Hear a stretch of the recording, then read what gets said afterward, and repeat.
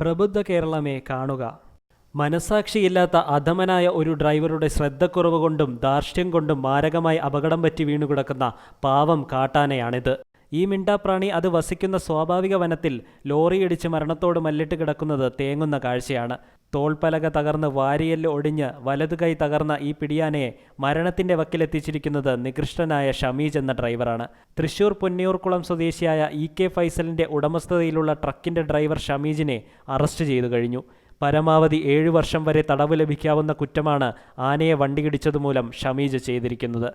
തീർത്തും അലക്ഷ്യമായാണ് ഷമീജിന്റെ ഡ്രൈവിംഗ് എന്നാണ് വനപാലകർ കണ്ടെത്തിയിട്ടുള്ളത്. നേർവഴിയിലൂടെ അമിത വേഗത്തിലായിരുന്നു ട്രക്ക് വന്നിരുന്നത്.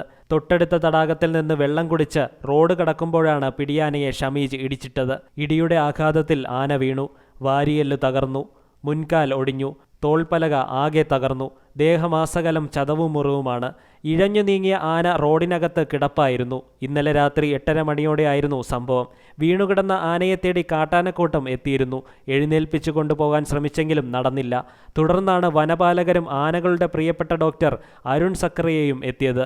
മയക്കുവെടി വെച്ച് ആനയെ ഉറക്കിയതിനു ശേഷം ചികിത്സ തുടങ്ങിയിട്ടുണ്ട്. ഭാരം ബാലൻസ് ചെയ്യുന്ന തോൾപ്പലകയും വലത് കൈയിലെ പരിക്കും ഭേദമാകുമെന്ന് ഉറപ്പില്ല. ജീവിച്ചിരിക്കാൻ 50% മാത്രമാണ് സാധ്യത. ജീവിച്ചാലും ഭാവി ജീവിതം ദുസ്സഹമാകും.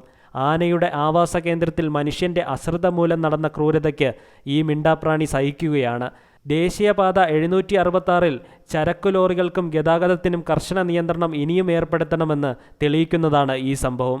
Mahesh Cheekallur, S News, Nilgiri. Ultrapex paint ഏതു കാലാവസ്ഥയിലും ഒളിമങ്ങാത്ത പരിരക്ഷ.